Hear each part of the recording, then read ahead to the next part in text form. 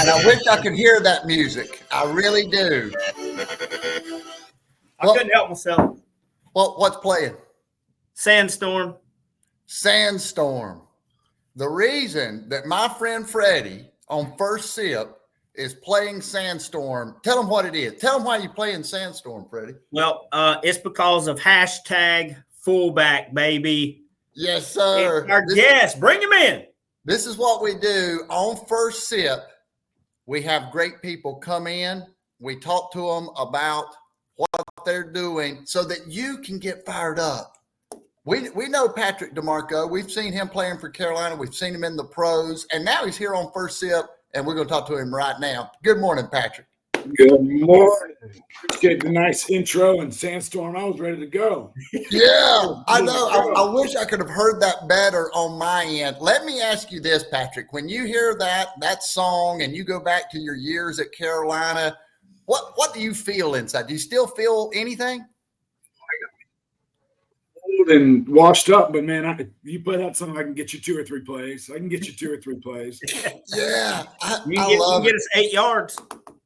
I can block for somebody that'll get us 8 yards. Hey, and now, you know, the really cool thing about technology and information, I knew that we were going to do this morning. So what I did last night, man, I read a lot about your career. I read about a lot of the cool things that you've done. And then I started thinking, he's taking his kids to school this morning. And now your kids are thinking, man, Dad's had an awesome career. What's that like for them to say, Dad played in the NFL? Yeah, you know, we have 4 young ones, 8, 6, 3, and 2. So my 8-year-old was 5 when I last played, or maybe 4 when I last played, and then the second was just 1. The other 2 weren't born yet. So, I mean, I wish that I could still be playing with their ages now, just because they would kind of understand it more and get the real experience with it. But I coach all the little league sports and I do all that good stuff. So sometimes he'll check me and be like, "What do you know about this?" And we'll go home and I'll put on YouTube and just watch Daddy play. Just watch Daddy play. Yeah. I love that. Freddie, what question you have rolling around up there? College or pro? Which was your favorite?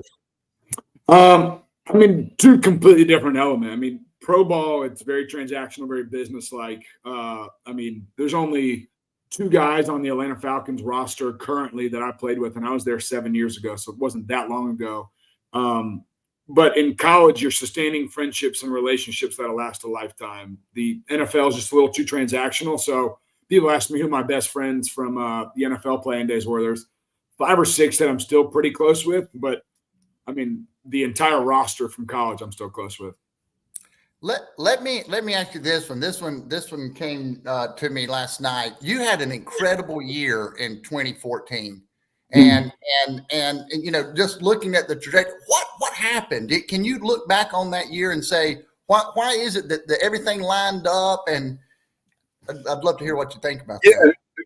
Kind of dumb luck. You know, Dirk Cutter was our offensive coordinator the 2 years prior. Kyle Shanahan comes in. And that offense just very much fit my mold. And kind of a crazy story with that is that year I was in kind of a fullback battle during training camp to figure out who was going to make the team, who was going to hold the position, because you only keep 1 fullback.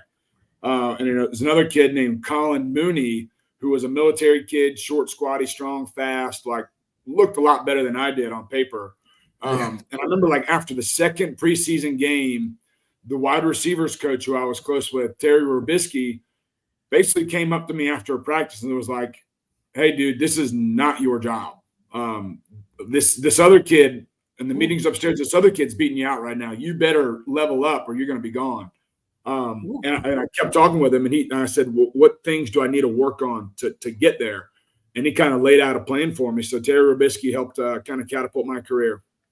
Oh, I'm so glad I asked that question, Freddie, because sometimes there's a salesperson, they feel like they're in with the wrong company. Hey, maybe the playbook changes and you make the Pro Bowl this year. You're still Yeah, there, right? crazy. You get that motivation from somebody. We feel uncomfortable when people are close to our position, right? I mean, if a new punter comes in, Patrick wasn't worried about it.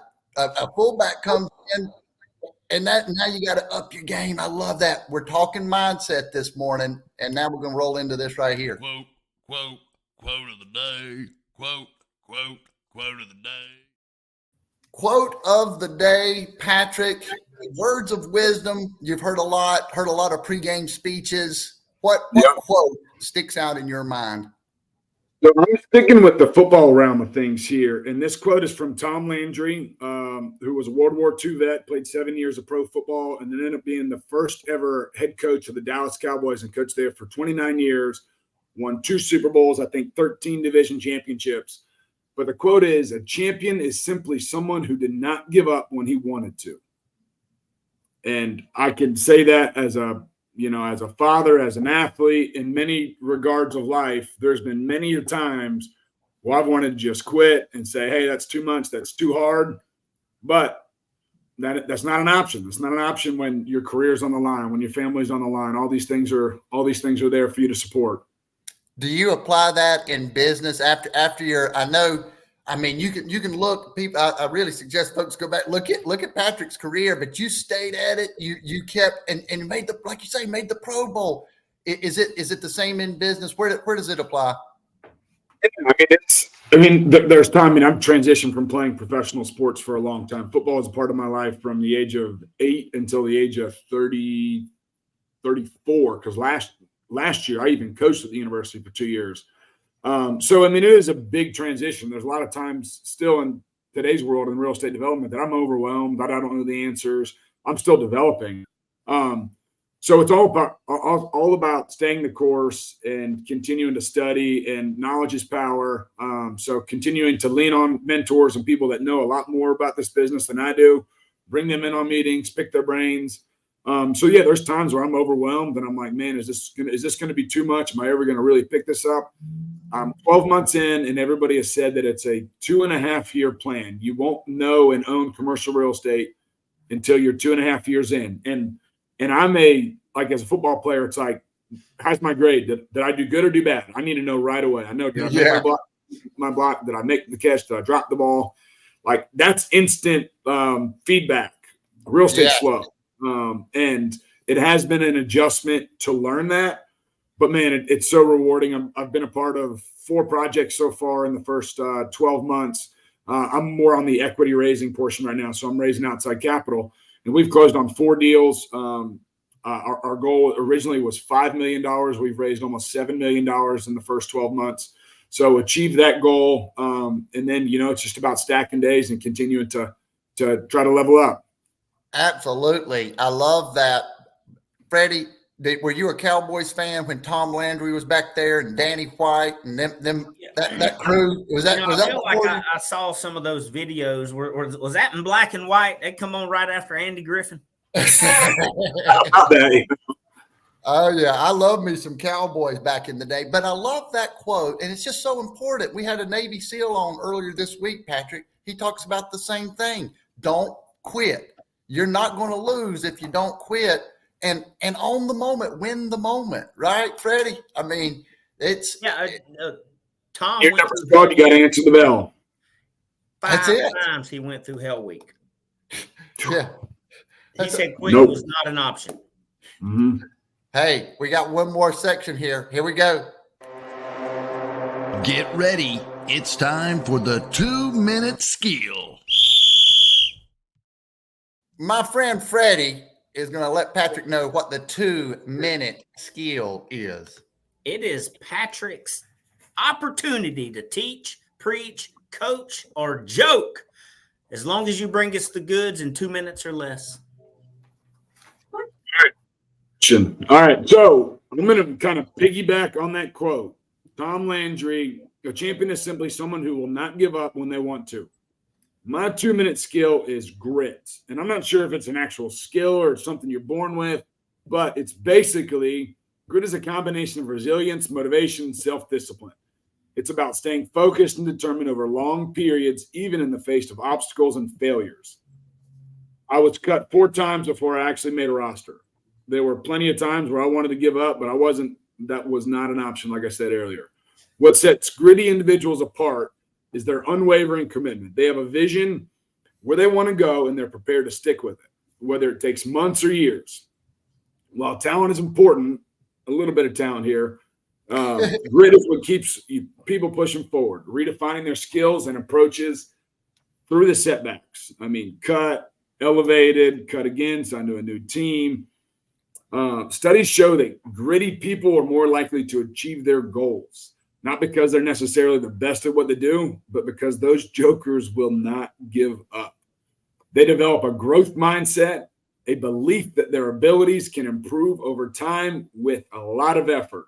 And this allows us to learn from our failures and our defeats and level up.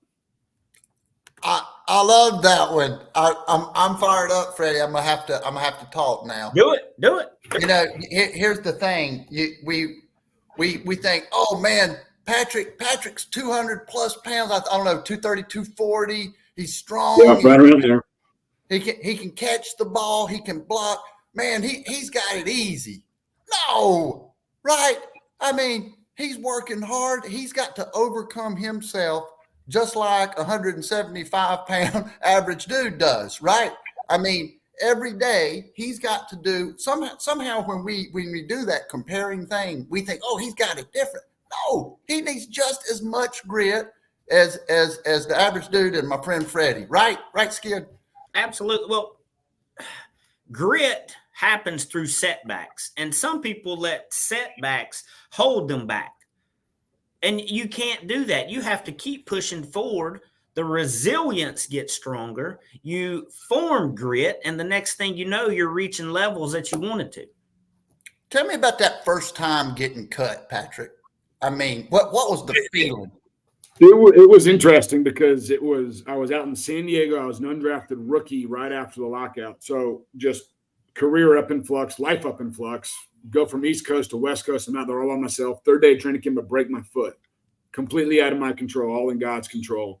And end up getting released. Once I get healthy and healed, they fly me back out there. I'm like, oh man, they're going to put me back on the roster. Nope. They cut me immediately. So, I mean, just highs of highs, signing the first contract, getting the opportunity in NFL, completely shut down, out of my control. But my grittiness wasn't going to let one minor setback take my career away from me. I knew I could play in the NFL. I knew if I got the right opportunity that it would stick. And you and I'm sure through your career, you know, the way you treated other people, you probably had some folks that were in your corner that encouraged you, that wanted you to stay. That's one of the things we want to do with this, right? Get good people around you, and they're going to lift you up because we all have to keep going. Yeah, you know, a big part of that is my faith. And I was actually go through a daily devotional every morning, going through a Bible study that we read the full Bible. We started in Genesis, and we're actually in Job right now and reading through Job, and with the amount of adversity that he faced, but remained faithful after, you know, being extremely rich, having a healthy family and everything, and having it completely be taken away from him. But he drops to his knees and he prays to God and he thanks God for everything that was given to him. Same essence. And during my career, Jack Easterby, who was actually the team chaplain here, married me and my wife. I mean, it was dark times. My career was taken from me before I could even really get going. But we met every Wednesday over at at Andy's Deli down in 5 Points in Columbia, South Carolina. And we did a little weekly devotional, and that really speared on my faith. I was always a believer going into that, but knowing that, like, it's God's purpose, not Pat's purpose, and God has a bigger plan for all of us throughout the course of it, just really put things in perspective and told me to really let go and let God take control. I love that.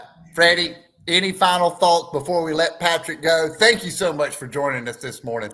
The takeaway here is faith and grit. Faith and grit. Folks, find your grit today. I'd love for folks. The other day I was doing some cleaning, Patrick, and we had one guest that had come on earlier, and he had said, put it in the light, right? To shine the light on the things to make sure it's done. And today, some point today, we're going to think about what Patrick did to overcome, getting these good people around us, pushing through, overcoming, and winning the day.